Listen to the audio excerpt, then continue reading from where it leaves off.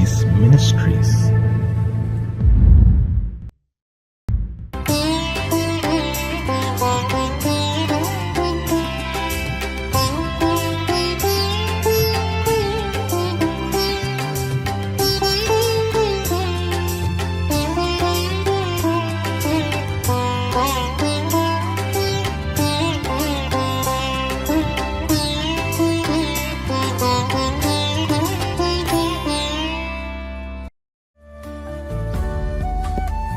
அதிகாலையில் உமது கிருபையை கேட்க பண்ணும். உம்மை நம்பியிருக்கிறேன். நான் நடக்க வேண்டிய வழியை எனக்கு காண்பியும். உம்மிடத்தில் என் ஆத்துமாவை உயர்த்துகிறேன். சங்கீதம் 143:8. Cause me to hear thy loving kindness in the morning, for in thee do I trust. Cause me to know the way wherein I should walk, for I lift up my soul unto thee. Psalms 143:8. ஆண்டவரும் இரட்சகருமாகிய இயேசு கிறிஸ்துவின் நாமத்தினாலே God who cheese ministries மூலமாக ஒவ்வொரு நாளும் தேவ செய்தியை கேட்டுக்கொண்டிருக்கிற தேவ பிள்ளைகள் யாவரையும் வாழ்த்துகிறேன். இந்த 11வது மாதத்தில் தேவனுடைய கிருபையும் சமாதானமும் பாதுகாப்பும் உங்களோடும் உங்கள் குடும்பங்களோடும் என்றென்றும் நிறைவாய் தங்கியிருப்பதாக. இந்த வருடத்தின் முதல் 10 மாதங்களை கடந்து 11வது மாதத்திற்குள் பிரவேசிக்க தேவனாகிய கர்த்தர் கிருபை செய்திருக்கிறார். இன்றளவும் தேவனாகிய கர்த்தர் நம்மை ஆசீர்வதித்து நடத்தி வருகிறார். இனியும் நம்மையும் நம் குடும்பங்களையும் ஆசீர்வதிக்க அவர் உண்மையுள்ளவராயிருக்கிறார். கர்த்தருடைய வார்த்தையை நாம் எந்த அளவுக்கு நம்பி வருகிறோமோ அந்த அளவுக்கு அதனுடைய பலனை நம்முடைய வாழ்க்கையிலே காணப்போகிறோம். அநேக தீங்குகள், வித்தியாசமான சூழ்நிலைகள், பிரச்சனைகள், தேவைகள் என்று எது நம்மை நெருக்கி வந்தாலும் நாம் அவை எல்லாவற்றையும் இந்த மாதத்திலே ஜெயிக்க போகிறோம். இதை விசுவாசித்து தேவனுடைய வார்த்தையை நம்பி அவருடைய இரக்கத்தையும் சமாதானத்தையும் பெற்று நாம் ஆசீர்வாதமாய் வாழ தேவனாகிய கர்த்தர் விரும்புகிறார். கர்த்தர் தாமே நம்மையும் நம் குடும்பங்களையும் இந்த மாதம் முழுவதும் பாதுகாத்து ஆசீர்வதிப்பாராக. ஆமென்.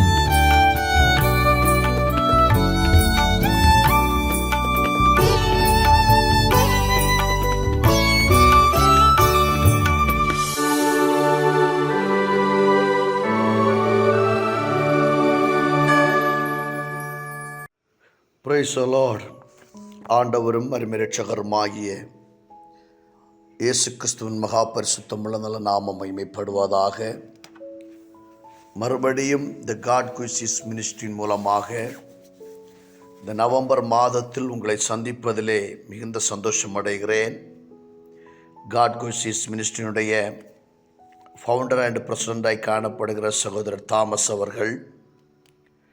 அவர்களோடு இணைந்து கர்த்தருடைய நாமத்தை மகிமைப்படுத்தி கொண்டிருக்கிற போதக பிதாக்கள், இந்த யூடியூப் வாயிலாக கர்த்தர் வார்த்தையை ஆங்காங்கே இருந்து கேட்டுக்கொண்டிருக்கிறதான கனத்துக்குரிய தேவ பிள்ளைகள், சகோதர சகோதரிகள், உங்கள் அனைவருக்கும் மறுபடி வருகிறவராகிய இரட்சகராம் இயேசு கிறிஸ்துவ நாமத்தினாலே நன்றியையும் வாழ்த்துதலையும் கூறிக்கொள்ளுகிறேன்.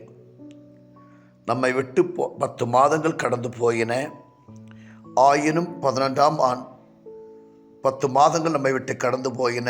ஆயினும் 11ஆம் மாதத்திலே கடந்து வரும்படி பரலோகத்தின் ஆண்டவர் நமக்கு உதவி செய்ததற்காய் கர்த்தரை ஸ்தோத்தரிக்கிறேன்.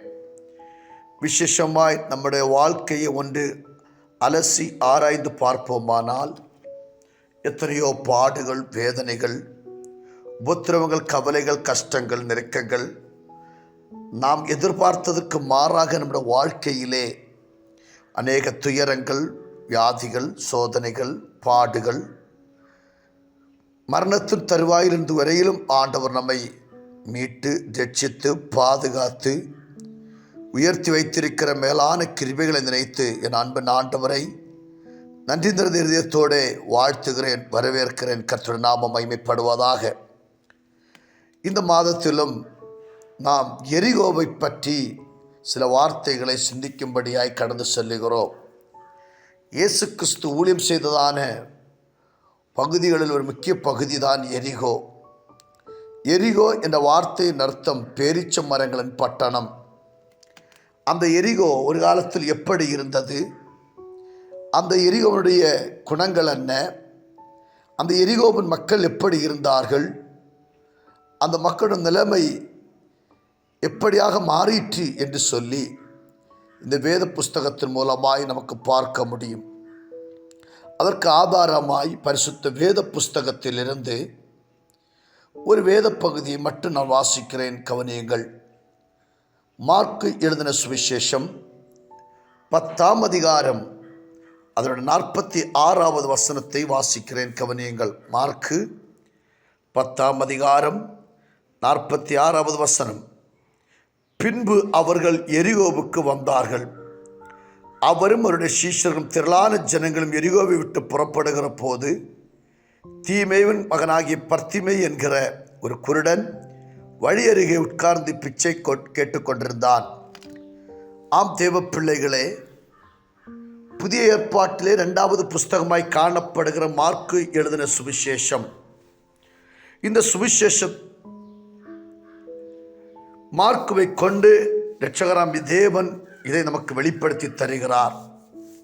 நம்முடைய குறிவாக்கியம், பின்பு அவர்கள் எரிகோவுக்கு வந்தார்கள். ஆண்டவராக இயேசு கிறிஸ்து ஊழியம் செய்த நாட்களிலே எரிகோ பட்டணம் மிகவும் சபிக்கப்பட்ட ஒரு பட்டணமாய் காணப்பட்டது.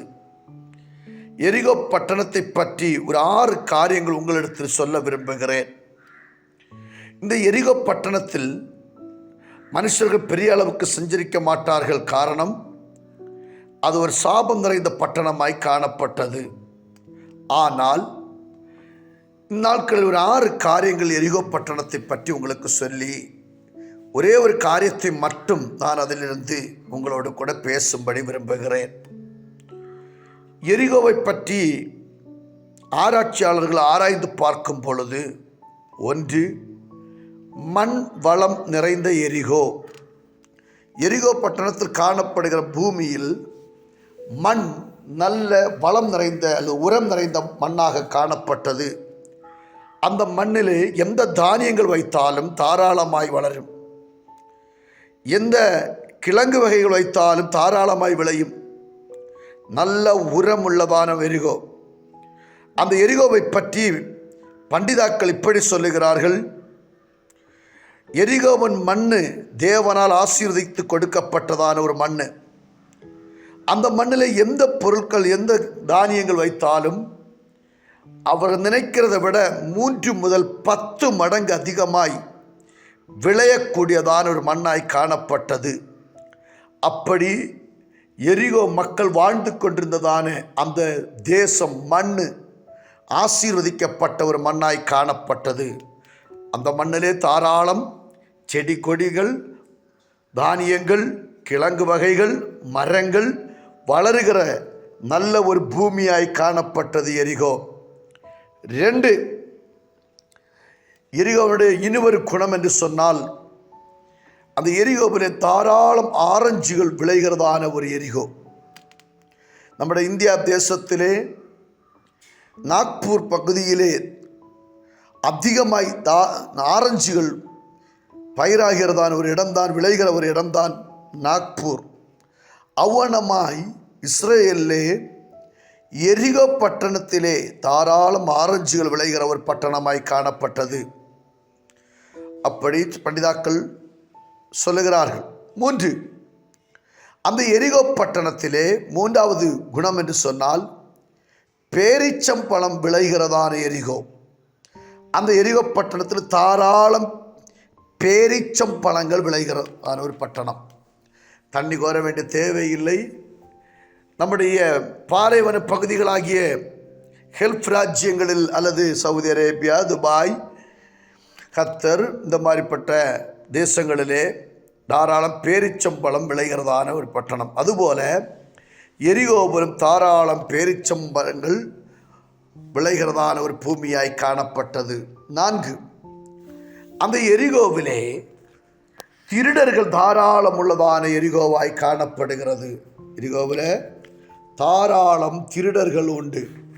அதை பற்றி வேத புஸ்தகத்தில் வாசிக்கும் பொழுது லூக்கா எழுதின சுவிசேஷம் 10ஆம் அதிகாரம் அதனுடைய 30வது வசனத்தில் வாசிக்கும் பொழுது இயேசு பிரதியுத்தரமாக, ஒரு மனுஷன் எருசலேமிலிருந்து எரிகோவுக்கு போகையில் கள்ளர் கையில் அகப்பட்டான்.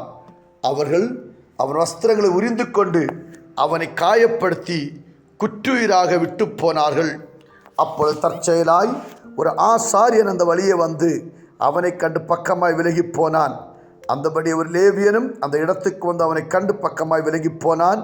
பின்பு சமாரியன் ஒருவன் பிரயாணமாய் வருகையில் அவனை கண்டு மனதுருகி கிட்ட வந்து அவனுடைய காயங்களில் எண்ணெயும் திராட்சரசம் வார்த்து காயங்களை கட்டி அவனை தன் சுய வாகனத்தின் மேல் ஏற்றி சத்திரத்துக்கு கொண்டு போய் அவனை பராமரித்தான்.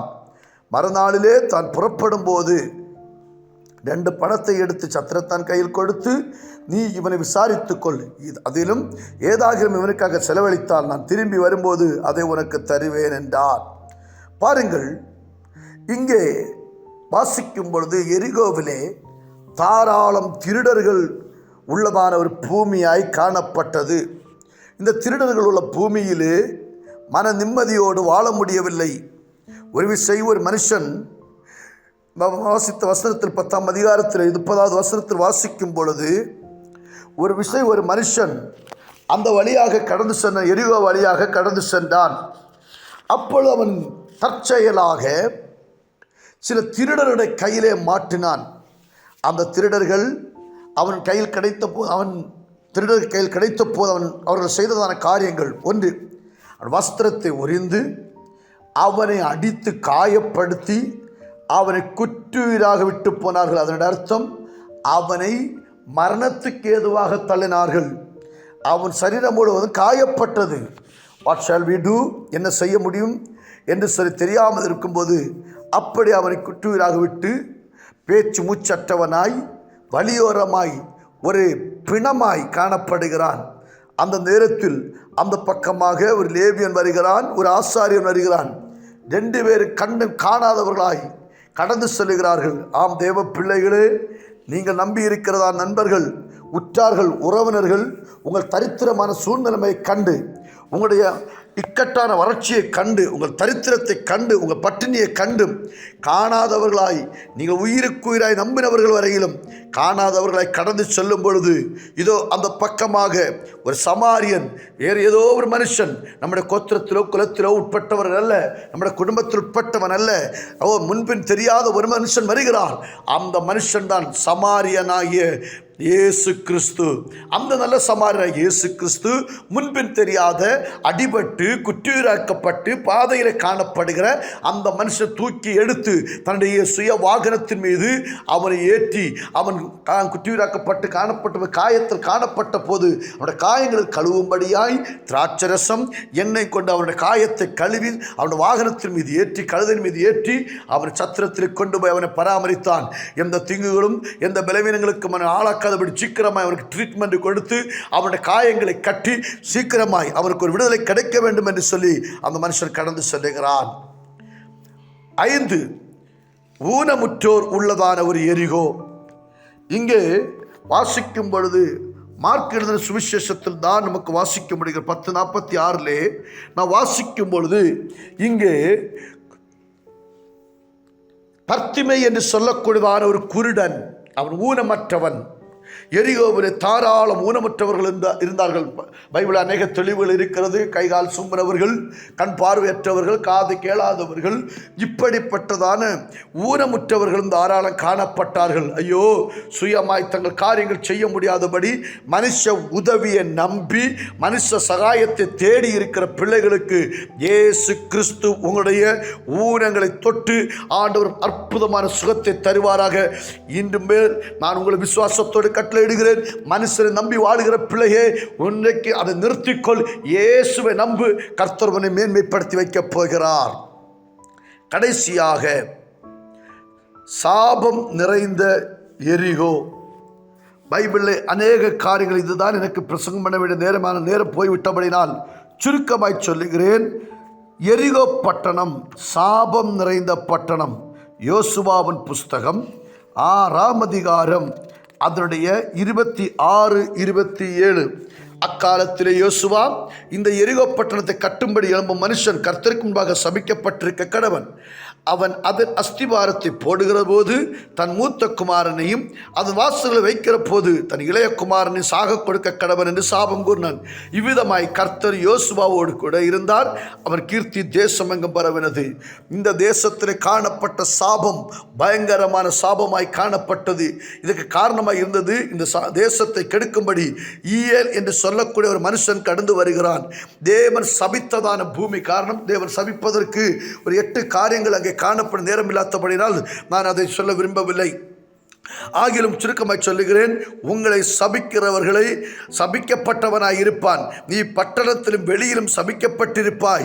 நீ பென்யமீனுக்கு பெண் கொடுத்தால் சபிக்கப்பட்டிருப்பாய். சபிக்கப்பட்டவர்களே பிசாசுக்காகவும் அவன் தூதர்களுக்கும் ஆயத்தம் பண்ணப்பட்ட ஜனங்கள் என்று சொல்லப்படுகிறது.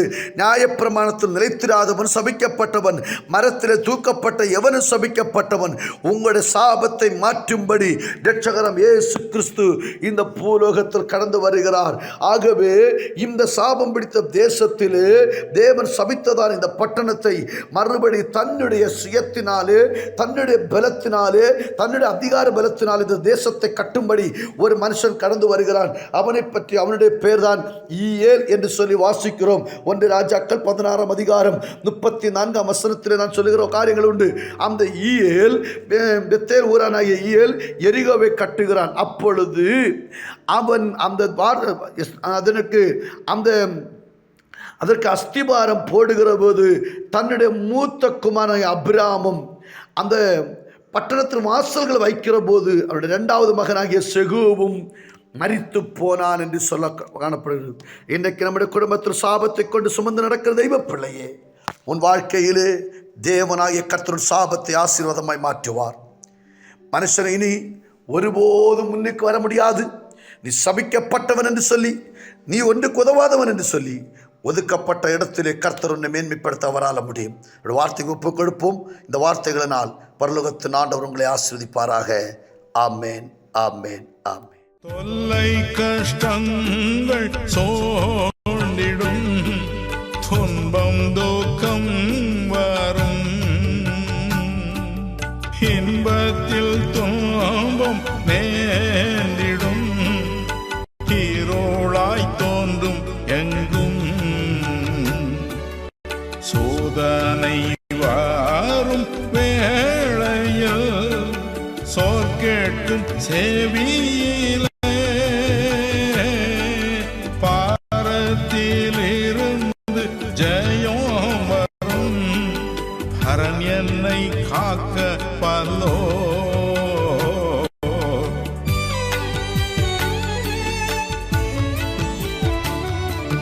காக்கும் வல்ல மீட்பர் உண்டெனக்கு, உண்டெனக்கு, உண்டெனக்கு. காக்கும் வல்ல மீட்பர் உண்டெனக்கு, காத்திடுவார் யாதுமே.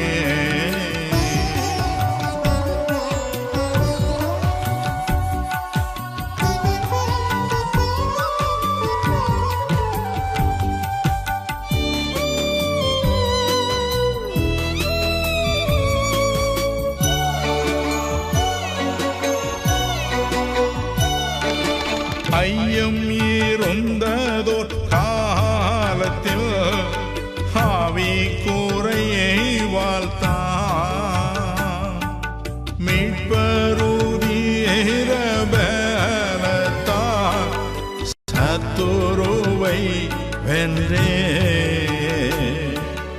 என் பயம் யாவும் நீங்கிற்று, இயேசு கை தூக்கினார், முற்றும் என் உள்ளம் மாறிட்டு, ஏசன்னை காக்க வல்லோ.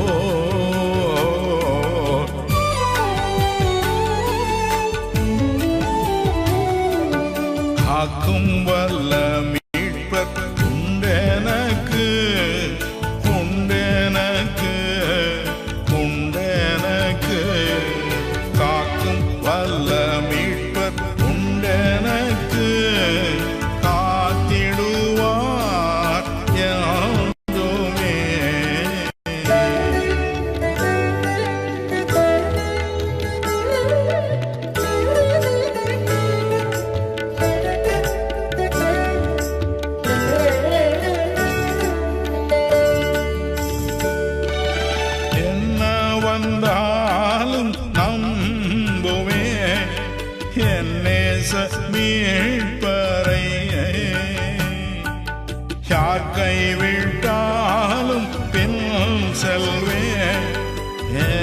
எனது இயேசுவை. அகல ஆழ உயரமாய் எவ்வளவு அன்பு கூர்ந்தார். என்ன துன்பங்கள் வந்தாலும் அவர் என்னை கைவிட மாட்டார்.